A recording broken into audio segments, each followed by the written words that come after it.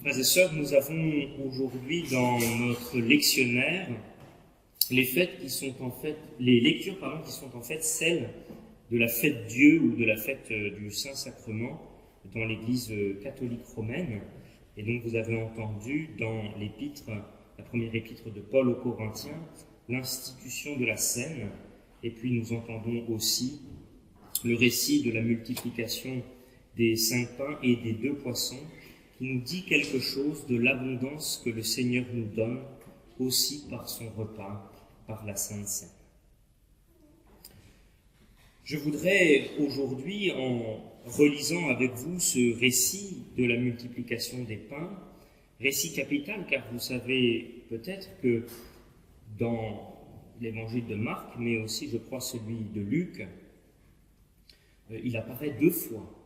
C'est donc un récit très important sur lequel l'Écriture sainte insiste et qui donc fait l'objet d'une méditation régulière de l'Écriture. Alors il y a beaucoup de choses à dire sur ce récit.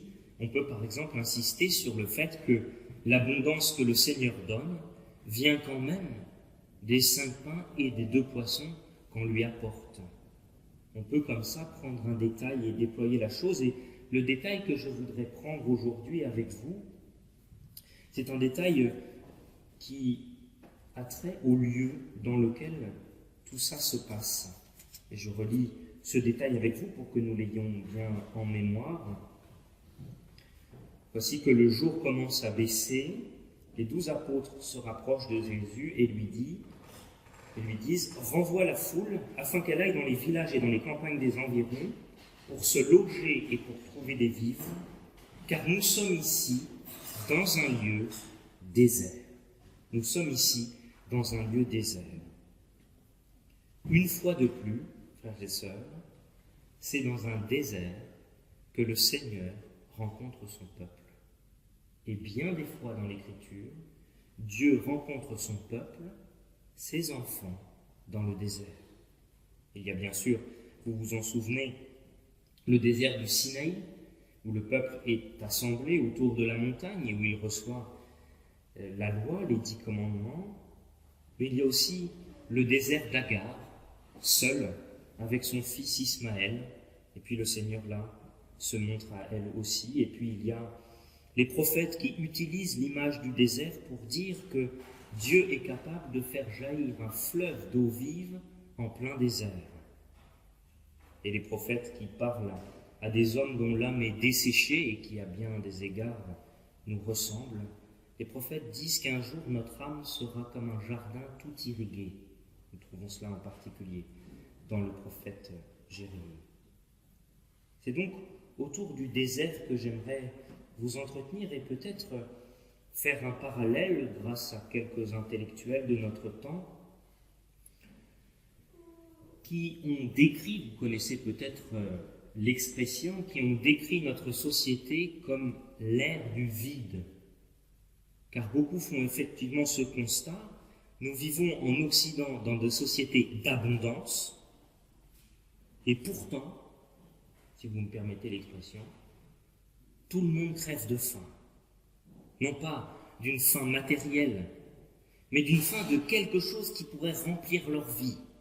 La question du sens de l'existence est particulièrement prégnante, et là où sur le plan matériel, pour beaucoup d'entre nous, car n'oublions pas la misère qui touche plusieurs de nos concitoyens, mais là où l'abondance matérielle ne fait peu de problèmes, il y a une sorte de désert quand on pose la question « Quel est le sens de ma vie ? Pourquoi suis-je jeté en ce monde ?» Et l'Écriture nous donne donc confiance. Dans le désert, Dieu rencontre son peuple. Dans le désert, Dieu attend l'homme. Mais c'est peut-être un désert un peu différent. Car ce n'est pas parce qu'on est dans un lieu désert que Dieu nous rencontre, et vous savez d'ailleurs que dans l'Écriture, le désert, c'est le lieu de l'épreuve, qui a duré par exemple pour le peuple d'Israël, selon la logique du récit biblique, 40 années, 40, le chiffre de l'épreuve, et que pour beaucoup, en fait pour toute cette génération, sauf 2, Josué et Caleb, eh bien, ils n'ont pas traversé cette épreuve parce que dans le désert, au lieu de recevoir le Seigneur, ils ont murmuré contre lui.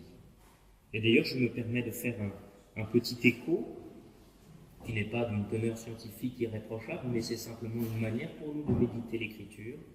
Les disciples disent, mais envoie la foule vers les villages, vers les campagnes, pour se loger, pour trouver des vivres.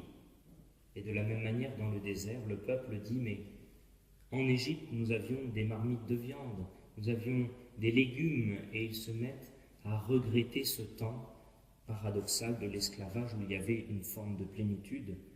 Et parfois, nous aussi, dans notre société, eh bien, nous sommes dans la plénitude et dans l'esclavage tout à la fois. Alors, dans quel désert est-ce que le Seigneur nous rencontre? Eh bien, vous l'avez vu dans l'Évangile, les gens n'étaient pas dans le désert. Les gens sont allés dans un lieu désert à la rencontre du Seigneur. C'est ce que nous dit le début de l'Évangile. Jésus prit avec lui ses apôtres et se retira à l'écart du côté d'une ville après Bethsaïda, donc il est donc dans l'arrière-pays, et puis les foules l'apprennent et le suivent. Le Seigneur nous invite peut-être à passer du désert que nous subissons dans notre société à un désert que nous choisissons. Et pour cela, nous pouvons peut-être nous inspirer de certains grands chrétiens que nous trouvons dans l'histoire de l'Église, sur lesquels les protestants ont quelques réserves, mais nous pouvons quand même nous en inspirer. C'est en particulier les moines.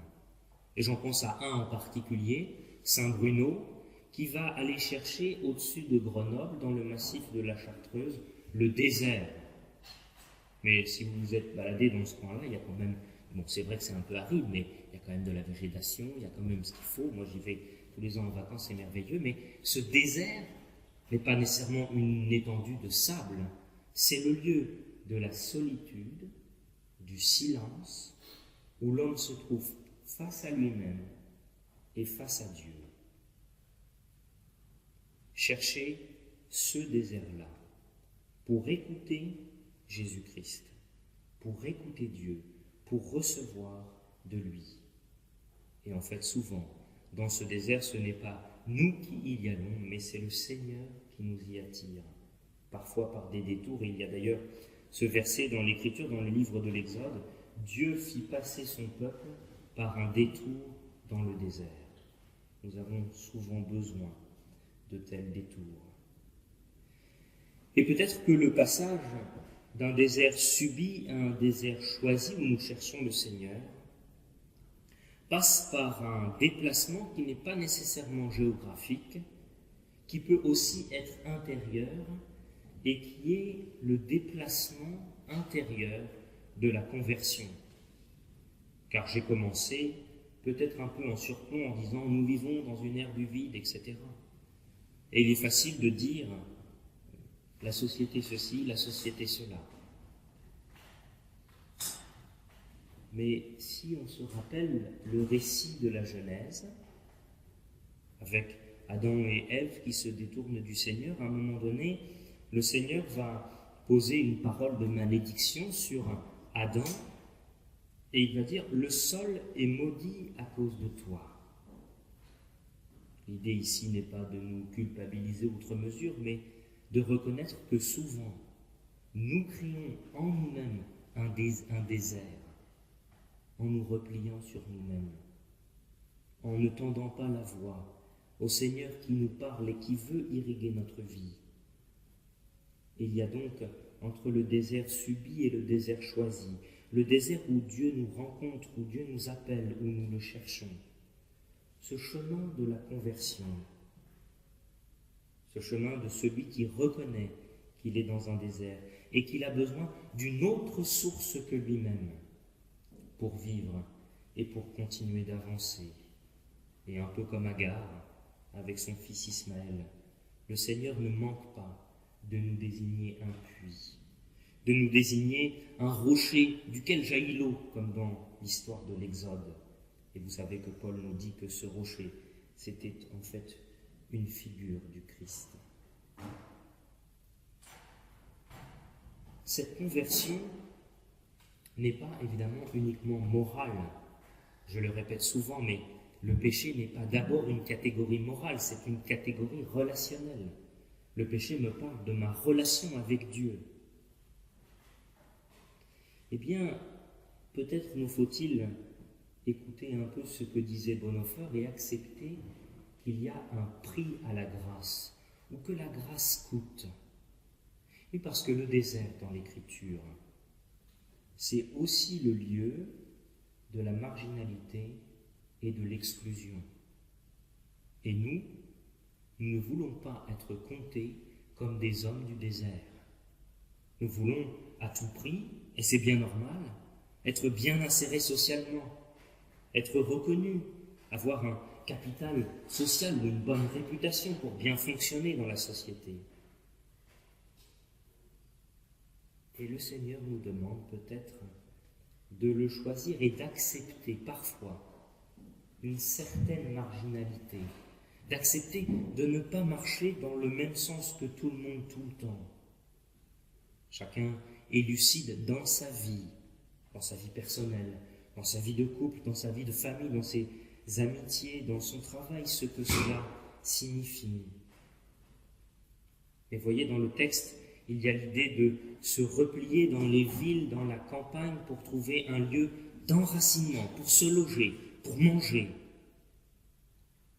Et puis, il y a l'autre image de celui qui, dans le désert, cherche Dieu, va à la suite de Jésus et qui donc est un pèlerin sur la terre, qui donc est un voyageur, un marcheur, qui est celui qui marche à la suite du Christ.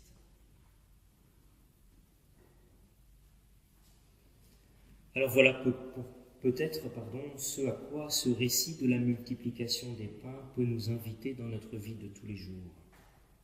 Reconnaître le désert dans lequel nous vivons, celui que notre société construit en asséchant à peu près tout autour de nous, celui que nous construisons aussi par nos choix de vie, et dans ce désert, accueillir la promesse de Dieu, accueillir la promesse d'un Dieu créateur. Et c'est là-dessus que je voudrais terminer. On peut peut-être se demander, qu'est-ce que le salut ? Eh bien, dans l'Écriture, la création et la rédemption sont deux thèmes qui ne sont pas séparés, sont deux thèmes qui vont ensemble. Et c'est pourquoi, lorsque Dieu parle dans l'Écriture du salut, il parle souvent d'une recréation, d'une reprise, d'une vie nouvelle, de quelque chose qui jaillit à nouveau, et plus encore. Eh bien, peut-être que nous pouvons, déjà dans notre désert, croire en ce Dieu-là, croire en un Dieu qui fait jaillir dans notre désert un puits d'eau vive, une source vive, et croire que nous pouvons nous abreuver du Christ, nous nourrir de lui, qu'il est véritablement pour nous le pain du ciel, et nous souvenir que dans le désert, lorsque le Seigneur envoya la manne, lorsque le Seigneur envoya l'écaille, lorsque le Seigneur permit que d'un rocher sortit de l'eau, eh bien, on ne peut pas faire de réserve. On ne peut pas garder de la manne pour le lendemain. On ne peut pas garder l'écaille pour le lendemain. On ne peut pas transporter le rocher, mais il faut à nouveau frapper le rocher. Comme pour nous dire que le Seigneur, par sa parole, ne nous propose pas une solution magique. Il nous propose de nous mettre toujours à sa suite. Et chaque jour, dans notre désert, prier pour qu'il nous dise où est le puits de ce jour, où est la parole de ce jour pour nous, pour prier. Donne-nous aujourd'hui notre pain de ce jour.